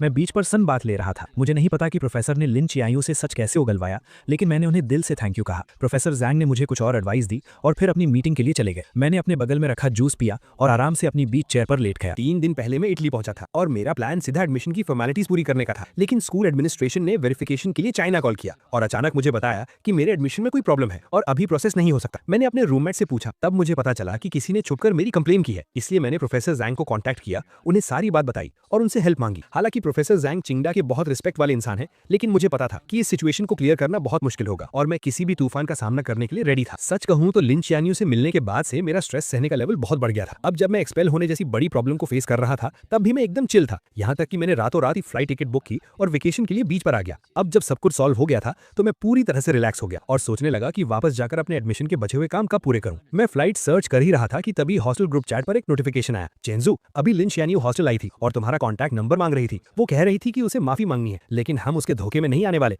तुम टेंशन मत लो। हमने उसे एक नंबर भी नहीं दिया। तुम्हें नहीं पता वो अभी कितनी कमजोर और बीमार लग रही थी। उसके सिर पर पट्टियां बनी हुई थी। सुना है कि वो पिछले 2 दिन से आईसीयू में थी। सच में कर्मा इज रियल, वो इसी लायक है। इन मजेदार बातों को पढ़कर मेरे दिमाग में तुरंत वो सीन आ गया जब लिन चियांगयू मेरा नया नंबर मांग रही होगी और उसे मना कर दिया गया होगा। मेरे होठों पर एक स्माइल आ गई। मैंने ग्रुप में एक बड़ा सा रेड एनवेलप भेजा और लिखा, इन दिनों मेरी हेल्प करने के लिए आप सबका बहुत बहुत थैंक यू। सब कुछ अच्छे से सॉल्व हो गया है। जब ये 3 साल पूरे हो जाएंगे और मैं चाइना वापस आऊंगा तो मैं आप सबको ट्रीट दूंगा और पर्सनली थैंक यू कहूंगा। मिलान वापस जाने की सबसे अर्ली फ्लाइट बुक करने के बाद मैंने अंगड़ाई ली और खड़ा हो गया। मैं उस सॉफ्ट बीच पर चलते हुए अपने होटल की तरफ जाने लगा। इस बार एडमिशन का प्रोसेस एकदम स्मूथली हो गया, कोई प्रॉब्लम नहीं। मैंने अपने हाथ में ऑफिशियल स्टैंप लगे डॉक्यूमेंट्स और अपना नया स्टूडेंट आईडी कार्ड देखा और मेरे चेहरे पर एक सेटिस्फैक्शन वाली स्माइल आ गई। क्या आप हॉस्टल में रहेंगे या अपना अपार्टमेंट ढूंढेंगे? मैंने पहले ही एक अपार्टमेंट ढूंढ लिया है। मुझे इंटरनेशनल स्टूडेंट्स वाले क्राउडेड हॉस्टल्स में रहना पसंद नहीं है, इसलिए मैंने आने से पहले ही स्कूल के पास एक छोटा सा अपार्टमेंट खरीद लिया था। मैं तुरंत अपना लगेज लेकर वहां चला गया। वहां पहुंचने के बाद मैंने अपने सामने सीढ़ियां देखी और अपने भारी सूटकेस को उठाने की कोशिश की और एक लंबी सांस ली। मैं सोच ही रहा था कि क्या मुझे पैसे देकर किसी से हेल्प लेनी चाहिए कि तभी एक बहुत ही खूबसूरत लड़की मेरे पास आई। उसने इंग्लिश में मुझसे पूछा कि क्या मुझे हेल्प चाहिए। मैंने जल्दी से सिर हिलाकर हाँ कर दी। उस खूबसूरत लड़की ने मेरा लगेज उठाने में हेल्प की और हम सीढ़ियां चढ़ने लगे। रास्ते भर हम बातें करते रहे। अपार्टमेंट के दरवाजे तक पहुंचते पहुंचते हमने एक दूसरे को इंट्रोड्यूस भी कर दिया था। मैंने थोड़ा झुककर उसे थैंक यू कहा, लेकिन उसने अपनी लाल हो चुकी हथेलियां दिखाई और मजाक करते हुए बोली, मैंने तुम्हारी हेल्प की है, क्या सिर्फ एक थैंक यू काफी होगा? अगर तुम्हें प्रॉब्लम ना हो तो क्या तुम मुझे अपना बिजनेस कार्ड दे सकते हो? ये सुनकर मैं एक पल के लिए हैरान रह गया, लेकिन जल्द ही समझ गया कि मैंने अपनी पॉकेट्स में बहुत ढूंढा लेकिन मुझे कोई कार्ड नहीं मिला। मैंने बहुत सॉरी फील करते हुए कहा, सॉरी मेरे पास कार्ड नहीं है। तभी उसने पता नहीं कहां से एक पेन निकाला और अपना हाथ मेरे सामने कर दिया। प्लीज अपना फोन नंबर मेरे हाथ पर लिख दो। मैं कुछ सेकंड्स के लिए झिझका, लेकिन फिर मैंने पेन लिया और उसके हाथ पर अपना नंबर लिख दिया। नए अपार्टमेंट में शिफ्ट होने के बाद मैं कई दिनों तक बिजी रहा और आखिरकार मैंने घर को अच्छे से सेट कर लिया। रात को मुझे एक मैसेज मिला कि इस बैच के सभी इंटरनेशनल एक्सचेंज स्टूडेंट्स की रिपोर्टिंग पूरी हो चुकी है और कल ऑडिटोरियम में एक वेलकम सेरेमनी होगी। मैंने टाइम नोट कर लिया और अगले दिन सुबह जल्दी घर से निकल गया। इन कुछ दिनों में जब भी मुझे फ्री टाइम मिलता था मैं स्कूल में घूमता था, लेकिन स्कूल बहुत बड़ा था और सारी बिल्डिंग्स एक जैसी ही दिखती थी, इसलिए मैं रास्ता भूल गया। टाइम होने ही वाला था और मैं किसी से रास्ता पूछने ही वाला था कि अचानक मेरा फोन बज उठा। एक अननोन नंबर था। कुछ सेकंड सोचने के बाद मैंने पिक कर ली। मुझे एक बहुत ही जानी पहचानी आवाज सुनाई दी, लेकिन मैं याद नहीं कर पा रहा था कि ये किसकी आवाज है। मैं अभी कंफ्यूज ही था कि अचानक पीछे से किसी ने मेरे कंधे पर हाथ रखा। मैंने पीछे मुड़कर देखा तो वो सिल्विया थी, वही खूबसूरत लड़की जिसने कुछ दिन पहले मेरी हेल्प की। वो स्माइल करते हुए मुझे हाई कह रही थी और उसका फोन अभी भी उसके कान पर था। तब मुझे समझ आया कि ये उसका नंबर था। मेरे चेहरे पर एक सरप्राइज भरा एक्सप्रेशन आ गया। हम दोनों एक साथ हंस पड़े। तुम कहाँ खोए हुए हो? मैंने सच सच बता दिया कि मैं रास्ता भटक गया हूँ। ऑडिटोरियम का नाम सुनकर उसने तुरंत कहा कि उसे भी वहीं जाना है और वो मुझे रास्ता दिखा सकती है। मैं भी वहीं जा रही हूँ, चलो मैं तुम्हें ले चलती हूँ। मुझे उस पर कोई शक नहीं हुआ। हम दोनों एक भूल भुलैया जैसे कॉलेज कैंपस में घूमते हुए हंसते बोलते जा रहे थे। करीब 10 मिनट चलने के बाद सिल्विया ने सामने वाली बिल्डिंग की तरफ इशारा करते हुए कहा, हम पहुंच गए। मैंने अपना फोन निकालकर चेक किया और वो बिल्डिंग बिल्कुल वैसी ही लग रही थी जैसी एलुमनाई ने फोटो में भेजी थी। मैंने जल्दी से हाथ हिलाकर सिल्विया को थैंक यू कहा। ये वेलकम सेरेमनी 2 घंटे तक चली। जब मैं ऑडिटोरियम से बाहर आया तो मेरी कमर दर्द करने लगी। मैं सोच ही रहा था कि लंच कहाँ करूं, तभी अचानक मेरे सामने कोई आ गया। सिल्विया ने स्माइल करते हुए मुझे हाय कहा और मेरे लंच प्लान के बारे में पूछा। मैं खुद इस बात को लेकर परेशान था। उसने मेरी परेशानी समझ ली और एक रेस्टोरेंट सजेस्ट करते हुए मुझे साथ चलने के लिए इन्वाइट किया। मैं मान गया और उसके साथ स्कूल से बाहर निकल गया। जब हम रेस्टोरेंट के दरवाजे पर पहुंचे तब मैंने देखा कि ये एक चाइनीज रेस्टोरेंट है। मेरी आंखों में थोड़ी हैरानी दिखी। क्या तुम मुझे चाइनीज फूड खिलाना चाहती हो? क्या तुम्हें ये खाना पसंद आएगा? मैंने सुना है कि तुम लोगों को यहाँ का खाना जल्दी सूट नहीं करता।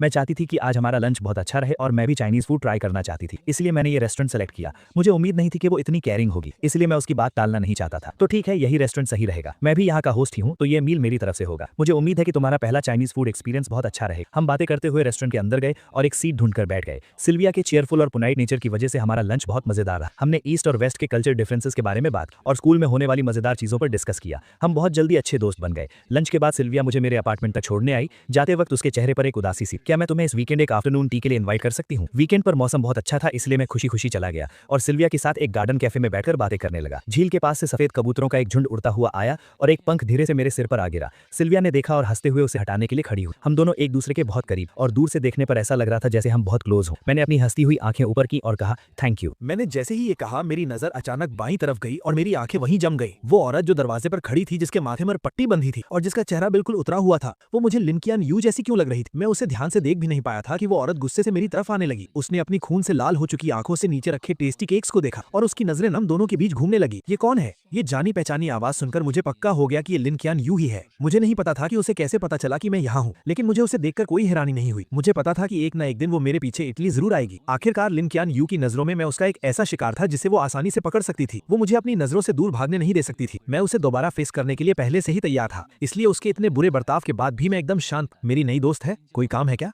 दोस्त? कैसी दोस्त? तुम्हारी गर्लफ्रेंड है ना? आखिरी कुछ शब्द लिन कियान यू ने दांत पीसते हुए कहे। उसने कभी सपने में भी नहीं सोचा था कि वो इतनी बुरी चोट के साथ हजारों मील दूर मुझे सब कुछ सच बताने आएगी और मुझे किसी और लड़की के साथ डेट करते हुए देखेगी। तुम्हें विदेश आए हुए कुछ ही दिन हुए हैं और तुमने नई लड़की ढूंढ ली। क्या तुम वो नहीं हो जिसने 2 साल तक मुझे प्यार किया और 99 टाइम्स रिजेक्ट होने के बाद भी हार नहीं मानी? क्या ये तय नहीं हुआ था कि 100 टाइम हम साथ होंगे? वो अपनी बात से क्यों मुकर गया? तुमने अपने वादे तोड़ दिए। मैंने उसे कुछ भी बोलने का मौका नहीं दिया। पुरानी बातें दोबारा छेड़ने का कोई फायदा नहीं है। तुम्हारे पीछे भागना सच में कोई इज्जत की बात नहीं थी। अगर मैं भूल गया तो क्या हुआ? क्या मुझे भूल नहीं जाना चाहिए था? तुम्हारे पास इस खूबसूरत चेहरे के अलावा और कुछ भी नहीं है। अब मुझे तुम में कोई इंटरेस्ट नहीं है और मैं कुछ नया ट्राई करना चाहता हूँ। क्या इसके लिए भी मुझे तुमसे परमिशन लेनी पड़ेगी? मेरी इन बातों ने लिन कियान यू की बोलती बंद कर दी। वो मुझे हैरानी से देखने लगी। उसकी आंखों में सिर्फ शक था। चेंसू, इन कुछ दिनों में तुम्हारे साथ क्या हुआ है? हमने तो तय किया था ना। इन दिनों मेरी लाइफ बहुत अच्छी चल रही है। मैं अच्छा खा रहा हूँ, पी रहा हूँ, अच्छी नींद ले रहा हूँ और तुम्हारी मेहरबानी से मेरे पास घूमने का भी टाइम है। लेकिन तुम्हारे अचानक आ जाने से मुझे बहुत गुस्सा आ रहा है। अगर तुम्हें मेरी बात समझ आ रही है तो प्लीज इस कैफे से बाहर चली जाओ। सच कहूं तो तुम मेरी और इस ब्यूटीफुल लेडी की डेट खराब कर रही हो। ये कहते वक्त मेरा टोन एकदम हल्का था, जैसे मैं जो कह रहा हूँ वो बिल्कुल नॉर्मल बात हो। मेरे इस कोल्ड एटीट्यूड को देखकर लिन कियान यू का पहले से उतरा हुआ चेहरा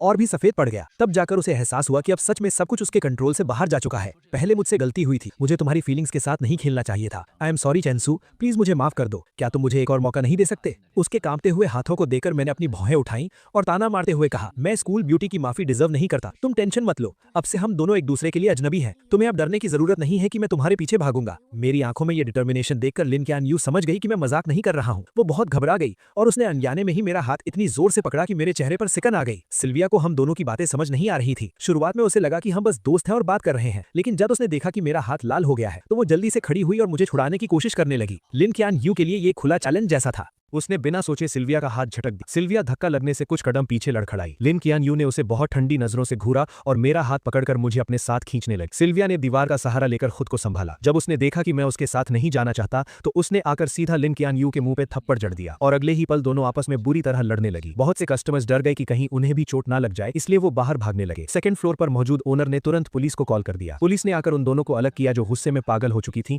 और दोनों को पुलिस स्टेशन ले गई। लिन कियान यू के सिर की पट्टी खुल गई थी जिससे उसका वो भयानक घाव दिखने लगा था। उसे देखकर पुलिस को भी डर लग रहा था और उन्हें लगा कि सिल्विया एक बीमार इंसान के साथ मारपीट कर रही थी। सिल्विया बार बार खुद को डिफेंड कर रही थी और चोट खाई लिन कियान यू भी पीछे नहीं हट रही थी। वो जिद कर रही थी कि पहले सिल्विया ने हाथ उठाया था। दोनों काफी देर तक बहस करती रहीं। पुलिस के कान पक गए लेकिन उन्हें समझ नहीं आया कि किसकी गलती है। आखिरकार हार मानकर उन्हें इकलौते चश्मदीद गवाह यानी मुझसे पूछना पड़ा, क्या आप बता सकते हैं कि वहां असल में क्या हुआ था? ये सवाल सुनते ही दोनों तुरंत मुड़ी और बहुत उम्मीद से मेरी तरफ देखने लगी। मैंने बिना किसी झिझक के अपना हाथ उठाया, लिन कियान यू की तरफ इशारा किया और कहा, पहले इसी ने उसे धक्का दिया था। ये सुनकर लिन कियान यू वहीं जम गई। उसे यकीन नहीं हो रहा था कि मैं उसके खिलाफ गवाही दूंगा। उसकी आवाज कांप रही थी। मैंने तो बस उसे हल्का सा धक्का दिया था, पहले थप्पड़ उसने मारा था। चेनजो, तुम ऐसा क्यों कर रहे हो? बात यही रुक गई। लिन कियान यू के दिमाग की बत्ती जली और उसे एक झटके में समझ आ गया कि मैंने ऐसा क्यों कहा। वो मुझसे बदला ले रहा था। वो चाहता था कि मैं भी बिना किसी गलती के झूठे इल्जाम सहने का दर्द फील करूं। ये बात समझ आने के बाद वो एक शब्द भी नहीं बोल पाई। पुलिस को चाइनीज समझ नहीं आ रही थी तो उन्होंने मुझसे ट्रांसलेट करने को कहा। मैंने सीधा सीधा हमारे रिश्ते से पल्ला झाड़ लिया। मैं सिल्विया के साथ लंच कर रहा था और ये अचानक वहां आकर तमाशा करने लगी। ये मेरी मर्जी के खिलाफ मुझे जबरदस्ती वहां से ले जाना चाहती थी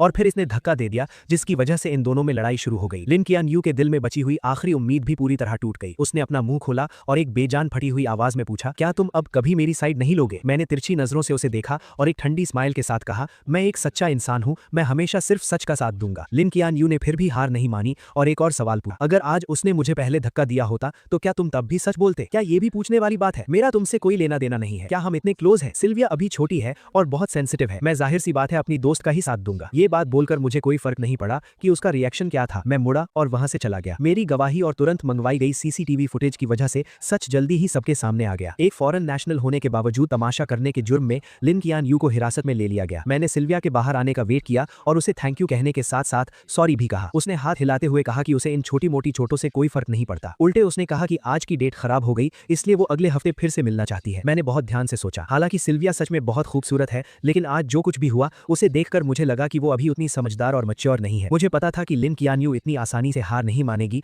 और मैं सिल्विया को इसमें घसीटना नहीं चाहता था और ना ही दोबारा पुलिस स्टेशन के चक्कर लगाना चाहता था। मैं समझ सकता था कि सिल्विया के दिल में मेरे लिए कुछ फीलिंग्स थी, लेकिन अब मैं इमोशंस में बहकर फैसले नहीं लेता, इसलिए आखिर में मैंने पोलाइटली मना कर दिया। अगले 15-20 दिनों तक मुझे लिन क्वान यू कहीं नहीं दिखी। मेरी लाइफ फिर से ट्रैक पर आ गई। बाद में सिल्विया ने मुझे 2 बार और इनवाइट, लेकिन मेरे मना करने के बाद हमारा रिश्ता वहीं खत्म हो गया। मुझे इस थोड़े टाइम के कनेक्शन के टूटने का कोई दुख नहीं। इस विदेश में मुझे थोड़ी बहुत कुकिंग आती थी, इसीलिए मैं जल्दी ही इंटरनेशनल स्टूडेंट्स के ग्रुप में मिक्स हो गया। जब मैं लिन क्वान यू नाम के इंसान को लगभग भूलने ही वाला, वो अचानक फिर वापस आ गए। वो स्कूल में गुलाब और गुब्बारों से भरी एक गाड़ी लेकर आई और मेरा रास्ता रोक। चारों तरफ से लोग हैरानी से देख रहे थे और मुझे समझ नहीं आ रहा था कि मैं क्या कहूं। लिन क्वान यू को मेरे एक्सप्रेशन से कोई फर्क नहीं पड़ा। उसने सीधे अपने दिल की बात कह दी, चेनजो, अगर मैं भी 100 टाइम्स तुम्हें प्रपोज करूं तो क्या तुम मुझे एक और मौका दोगे? अगर मैं कुछ महीने पहले वाला इंसान होता तो ये बातें सुनकर खुशी से रो पड़ता, लेकिन अब मुझे कोई फर्क नहीं पड़ा, बल्कि ये सुनकर मेरे रोंगटे खड़े हो गए। कितना चीप ड्रामा है और कितने क्रिंजी डायलॉग्स हैं। उस वक्त मुझ पर कौन सा भूत सवार था कि मैंने सबके सामने इतनी बार उसे ऐसे प्रपोज किया था। उन पुरानी बातों को याद करके मुझे दुख नहीं होता, बल्कि खुद पर शर्म आती है कि मैंने ये सब कैसे किया। इस वक्त मेरे सामने खड़ी लड़की क्या कह रही थी,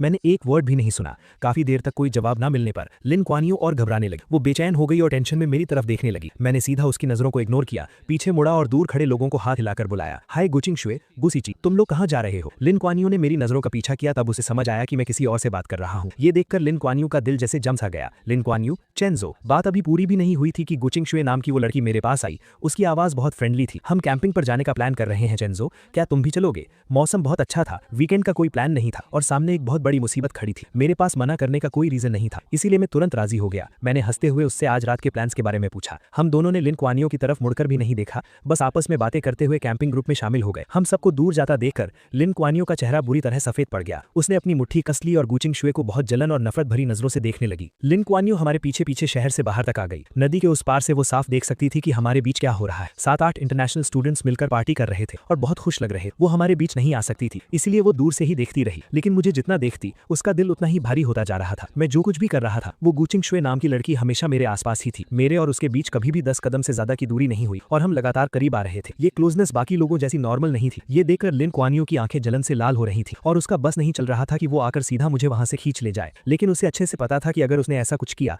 तो मुझे बहुत गुस्सा आएगा। वो नहीं चाहती थी कि हमारा रिश्ता और खराब हो, इसीलिए वो आग में घी डालने वाला कोई काम नहीं कर सकती थी। उसे अपने दिल को जला रही उन सभी फीलिंग्स को दबाना पड़ा और खुद को काम रहने के लिए मनाना पड़ा। उसने लगातार 6 घंटे तक सब कुछ बर्दाश्त किया। धीरे धीरे अंधेरा होने लगा। हमने बॉनफायर जलाई और बहुत मजे से पार्टी कर रहे थे। वहां बहुत शोर था और मुझे इतनी आवाज की आदत नहीं थी, इसलिए मैं ताजी हवा खाने अकेले नदी के पास चला गया। मौका देकर लिन क्यान यू मेरे पास आ गई। चेनजो, मुझे तुमसे कुछ बात करनी है। आज मेरा मूड बहुत अच्छा था, लेकिन फिर भी मुझे उसे देखकर अच्छा नहीं लग रहा था, इसलिए मेरी टोन थोड़ी रूखी थी। सॉरी, मुझे कुछ नहीं सुनना। ये बोलकर मैं जाने ही वाला था कि लिन क्यान यू घबरा गई। उसने सीधा मेरा हाथ पकड़ लिया। उसकी आंखों में एक रिक्वेस्ट थी, मुझे बस कुछ मिनट्स दे दो। चेनजो, कुछ बातें हैं जो मैं बहुत पहले से कहना चाहती थी। ये सुनकर मैंने आखिरकार सिर उठाकर उसकी तरफ देखा। मेरा एक्सप्रेशन बहुत अजीब था। बहुत पहले से क्या बात? कहीं ये वो बकवास तो नहीं कि तुम्हें मुझसे 2 साल पहले ही लव एट फर्स्ट साइट हो गया था? आखिरी बात कहते हुए मेरी आवाज में एक मजाक उड़ाने वाला टोन था। लिन क्यान यू को लगा जैसे उस पर बिजली गिर गई हो और वो सुन्न पड़ गई। उसने कभी सपने में भी नहीं सोचा था कि वो सीक्रेट जो उसने इतने अच्छे से छुपा कर रखा था वो मेरे मुंह से सुनेगी। लगी। मुझे कोई फर्क नहीं पड़ा कि वो कैसा फील कर रही है। मेरे चेहरे पर वो ताने वाली स्माइल और गहरी हो गई। लिन कैन्यू, जरा खुद सोचो, जो तुम बोल रही हो, मेरी बात छोड़ो, क्या कोई और इंसान, यहाँ तक कि तुम खुद भी इस बात पर यकीन करोगी? ऐसा कौन सा वन साइडेड लव है जो 2 साल तक एकदम परफेक्टली छुपाया जा सके? अपनी सेल्फ रिस्पेक्ट और ईगो को सेटिस्फाई करने के लिए अपने क्रश का प्रपोजल 99 टाइम्स सबके सामने कौन रिजेक्ट करता है? और हर मुश्किल और परेशानी के वक्त अपने पसंद के इंसान को बार बार दुश्मनों की साइड में कौन खड़ा करता है? क्या ये प्यार है? मुझे तो लगता है कि ये बहुत गहरी नफरत है। मेरे ये ताने सुनकर लिन कैन्यू का दिमाग सुन्न हो गया। उसने इन सब बातों को डिनाई करने की पूरी कोशिश की, लेकिन आखिर में वो खुद को डिफेंड करने के लिए एक वर्ड नहीं बोल पा। उसके मुंह से बस कुछ बेजान शब्द निकले, नहीं चैनजोउ, मैं सच में तुम्हें पसंद करती हूँ। मेरे आसपास के सब लोग ये बात जानते हैं, वो सब मेरे लिए गवाही दे सकते हैं। जब मुझे ही ये बात नहीं पता थी तो तुम किसे पसंद करती हो इससे मुझे क्या फर्क पड़ता है? वैसे भी मेरे पर्सपेक्टिव से तुमने शुरू से लेकर आखिर तक सिर्फ जोउ यानशु को ही पसंद किया है। तुम उसी के पास जाओ और उसे अपने सच्चे प्यार के बारे में बताओ, अपने दिल की बातें उससे शेयर करो। तुम दोनों एक साथ बहुत अच्छे लगते हो, और सच कहूं तो शुरू से लेकर आखिर तक तुम लोगों ने मुझे बहुत डिस्गस्टेड फील कराया है। मेरे चेहरे पर वो साफ दिखने वाली नफरत लिन कैन्यू के बर्दाश्त के बाहर थी। उसकी बॉडी लगातार कांप रही थी, लेकिन फिर भी उसने मेरा हाथ नहीं छोड़ा। वो जिद में अड़ी थी कि वो मुझे जाने नहीं देगी। मेरे पास उसके साथ बहस करने का पेशेंस नहीं था। मैंने सीधा अपना हाथ खींचा और मुड़कर जाने लगा। जैसे ही मेरे और उसके हाथ अलग हुए,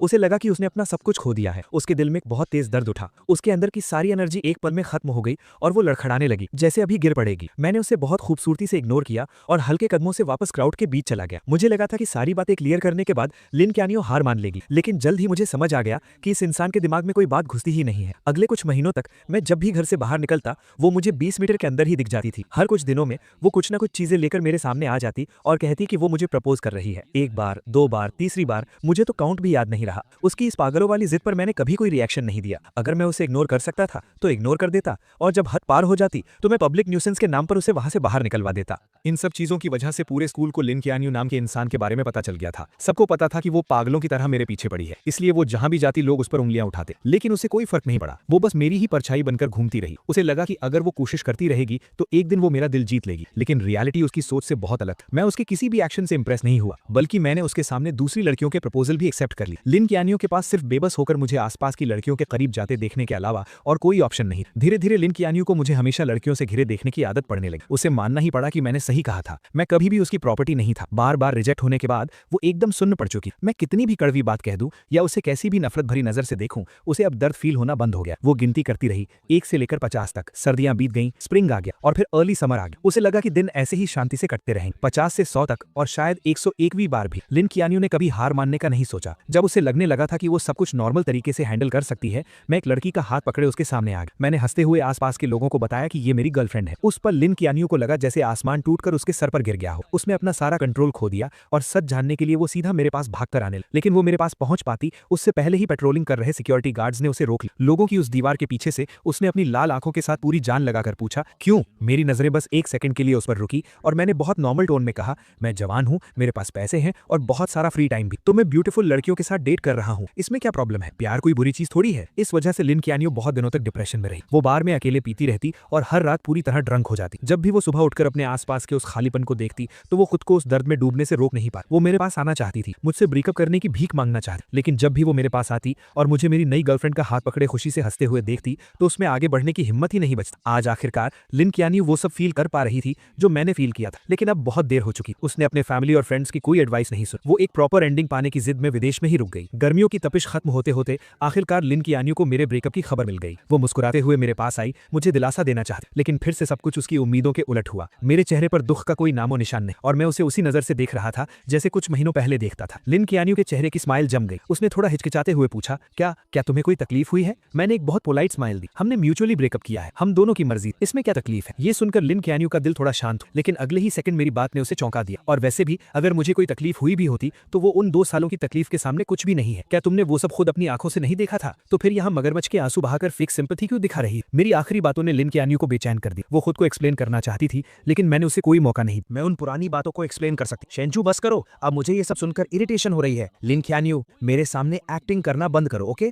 अब मुझे तुम्हारी एक्टिंग देखने में कोई इंटरेस्ट नहीं। अगर तुम्हें अटेंशन चाहिए तो वापस चाइना जाओ और जो यानशु और अपनी उन सहेलियों को ढूंढो, ठीक है? वो लोग खुशी खुशी तुम्हें सर आंखों पर बिठाएंगे। शोर मत करो। मेरी इन बातों से लिन कैन्यू का चेहरा शर्म से लाल हो गया। मैंने उसे धक्का देकर साइड किया और सीधा टीचिंग बिल्डिंग की तरफ चला गया। किंग ने आसपास के सब लोगों को मेरे नाम के लिए करेक्ट कर दिया था। अब सब मुझे मेरे इंग्लिश नाम से बुलाते थे। बहुत कम लोगों को पता था कि मैं ही वो लू छेंशु हूं हूँ जिसे प्रपोज किया जा रहा है। इस पॉइंट तक आते आते लिन ख्यानियो के प्रपोज करने के सारे आइडियाज खत्म हो चुके थे। आखिरकार उसके पिछले 99 प्रपोजल्स मुझे हिला तक नहीं पाए थे। अब वो सच में बेबस हो चुकी थी। आखिर में एक दोस्त की एडवाइस पर उसे एक आइडिया आया, 100th प्रपोजल। उसने स्कूल के स्मॉल गार्डन को सिलेक्ट किया। उसने वहां एक बहुत बड़ा डोमिनो इफेक्ट सेटअप किया जिसमें हमारी पहली मुलाकात का सीन बना हुआ था। उसने पेड़ों पर बहुत सारी स्टार लाइट्स लगा दी और रात में गार्डन की कैंडल्स जलाकर मुझे पास्ट की यादों में ले जाने का प्लान बनाया। मुझे धोखे से वहां बुलाने के लिए लिन ख्यानियो ने बहुत से लोगों की हेल्प ली और दर्जनों प्लान्स बनाए। इस बार वो मुझे पक्का यकीन दिलाना चाहती थी कि उसे सच में मुझे देखकर लव एट फर्स्ट साइट हुआ था और अब उसे अपनी गलती का सच में बहुत पछतावा है। सब कुछ रेडी था,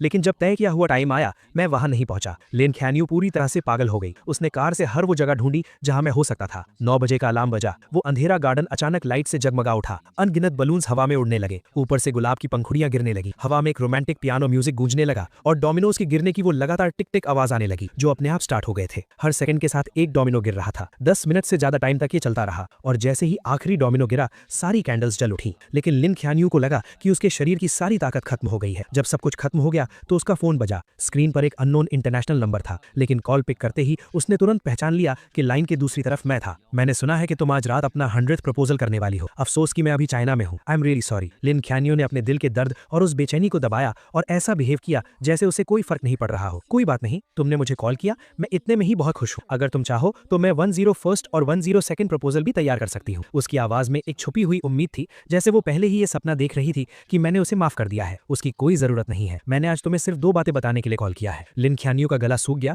और उसने फोन को कसकर पकड़ लिया। पहली बात, मैं तुम्हें एहतियात के तौर पर बता दूं कि अभी सर्दियां चल रही हैं और हवा बहुत रूखी है। अगर तुम्हारा नाटक खत्म हो गया हो तो गार्डन की वो सारी कैंडल्स जल्दी से बुझा देना, कहीं ऐसा ना हो कि आग लग जाए। ये सुनकर लिन ख्यानियो ने अपना सिर ऊपर उठाया और देखा कि एक सूखा पत्ता धीरे धीरे नीचे गिर रहा है। दूसरी बात, मैं तुम्हें गुड न्यूज देना चाहता था। मैं फिर से रिलेशनशिप में हूँ और ये गर्लफ्रेंड मेरी पिछली गर्लफ्रेंड से भी ज्यादा खूबसूरत है। तुम्हारे प्रपोजल्स 100th टाइम पर ही रुक सकते हैं। मेरी इन कुछ नॉर्मल सी बातों ने लिन ख्यानियो के दिमाग में अनगिनत गूंज पैदा कर दी। एक ही पल में उसे लगा जैसे उस पर किसी ने जादू कर दिया हो। उसके माथे पर एक बहुत तेज चुभने वाला दर्द होने लगा। उस भयानक दर्द में उसके शरीर में कोई जान नहीं बची। उसका फोन धड़ाम से नीचे गिरा और सीधा एक कैंडल स्टैंड पर जा लगा। कुछ ही सेकंड्स में गार्डन में बहुत तेज आग फैल गई, लेकिन उसने वहां से भागने या मदद के लिए चिल्लाने की कोई कोशिश नहीं की। वो एक मूर्ति की तरह वहीं खड़ी रही और उस गार्डन का एक हिस्सा बन गई। पूरी रात बीत गई। गार्डन के सारे पेड़ जलकर राख हो गए। शुक्र है कि किसी की जान नहीं गई। फायर फाइटर्स टाइम पर पहुंच गए और उन्होंने धुएं से बेहोश होने वाली लिन ख्यानियो को बचा लिया। हालांकि किस्मत से उसकी जान बच गई थी, लेकिन इस आग की घटना से चिंगडा स्कूल एडमिनिस्ट्रेशन बहुत गुस्से में था। उन्होंने स्ट्रिक्ट एटीट्यूड के साथ कहा कि वो इसके लिए जिम्मेदार इंसान को नहीं छोड़ेंगे। प्राइम सस्पेक्ट होने के नाते पुलिस ने लिन ख्यानियो को अरेस्ट कर लिया। जब लिन फैमिली को यह खबर मिली तो वो बहुत परेशान हो गए। उन्होंने उसे बचाने के लिए अपने सारे कनेक्शंस का इस्तेमाल किया, लेकिन क्योंकि ये एक इंटरनेशनल केस था, लिन ख्यानियो के लिए बिना सजा के बचना इम्पॉसिबल था। आखिरकार लिन फैमिली को अपनी आधी प्रॉपर्टी कॉम्पनसेशन में देनी पड़ी। तब जाकर चिंगडा एडमिनिस्ट्रेशन शांत हुआ। इस भयानक इंसिडेंट के कारण लिन ख्यानियो को 6 महीने जेल में बिताने पड़े। उसका नाम यूरोप की ब्लैक लिस्ट में भी डाल दिया गया और उसे देश से बाहर निकाल दिया गया। उसे लाइफ टाइम के लिए बैन कर दिया गया था। जेल से बाहर आते ही उसे एयरपोर्ट भेज दिया गया ताकि उसे वापस चाइना डिपोर्ट किया जा सके। आसपास के लोगों को समर क्लोथ्स पहने देखकर लिन ख्यानियो, जो अभी तक एक सपने में खोई हुई थी, उसे आखिरकार होश आया। सर्दियां बीत चुकी थी, अब गर्मियां आ गई थी। कई महीने गुजर चुके थे, लेकिन वो एक बार भी मुझसे मिलने नहीं आया। ये एहसास होते ही उसके दिल में बहुत सी फीलिंग्स उमड़ पड़ी। उसे समझ नहीं आ रहा था कि वो डिसअपॉइंट थी या अकेलापन फील कर रही थी। अभी बहुत लाइफ बाकी है, दोबारा मिलने का मौका जरूर मिलेगा। लिन ख्यानियो खुद को बस यही दिलासा दे रही थी, लेकिन जैसे ही वो मुड़ी उसने देखा कि मैं स्ट्रीट क्रॉस करके बाहर आ रहा हूँ और मेरे हाथ में एक खूबसूरत लड़की का हाथ था। अपनी सहेलियों की भेजी फोटो से वो समझ गई थी कि ये मेरी गर्लफ्रेंड है। मैंने सिर उठाया तो मेरी नजर उस पर पड़ी। मैंने बहुत ही फ्रेंडली तरीके से उसे हाय कहा, जो मैं नॉर्मली नहीं करता था, और फिर मैंने उसे बहुत कॉन्फिडेंस के साथ सच बता दिया। हाय, लॉन्ग टाइम नो सी, मैं अभी जर्मनी ट्रिप से वापस आया हूँ। तुम तो आखिरकार बाहर आ ही गई। वक्त सच में बहुत जल्दी बीत जाता है। मैं तुम्हें इंट्रोड्यूस करा दूं, ये मेरी नई गर्लफ्रेंड मोनिका है। चाइना वापस लौटने के बाद लिन ख्यानियो ने कुछ लोगों के थ्रू मुझे एक मैसेज भिजवाया था। उसने पूछा था कि क्या मैं ये सब एक्टिंग कर रहा हूँ या ये मेरा सच है। मैंने उसे कोई रिप्लाई नहीं दिया। अब तक मैं लिन ख्यानियो को पूरी तरह समझ चुका था। वो कहती थी कि वो मुझसे प्यार करती है, लेकिन असल में वो सिर्फ खुद से प्यार करती थी। उसके लिए मैं बस शो ऑफ करने वाला एक खिलौना था। विदेश में स्टडीज के दूसरे साल में मैंने हर मौके का फायदा उठाया और बहुत सारे कॉम्पिटिशन्स में हिस्सा लिया। दिन गुजरते गए और जल्द ही मेरे 3 साल का एक्सचेंज प्रोग्राम खत्म हो गया। मैं गोल्ड मेडल से भरा एक बॉक्स लेकर चाइना वापस आ गया। फ्लाइट से बाहर आते ही मैंने देखा कि मेरे पेरेंट्स और रूममेट्स हाथों में फूल लिए मेरा वेलकम करने के लिए खड़े हैं। जहां तक लिन ख्यानियो का सवाल है, मुझे पता है कि अब उसके पास मेरी लाइफ में दोबारा एंट्री करने का कोई मौका नहीं है। हम दोनों इस दुनिया की भीड़ में बस एक दूसरे के पास से गुजरने वाले 2 अजनबी हैं। हे दोस्तों, इस वीडियो को देखने के लिए आपका बहुत बहुत शुक्रिया। प्लीज इस वीडियो को लाइक और शेयर जरूर करें। तो प्लीज इस वीडियो को अपना पूरा सपोर्ट दें और ऐसी ही नई नई स्टोरीज के लिए चैनल को अभी सब्सक्राइब कर लें। मिलते हैं अगले वीडियो में।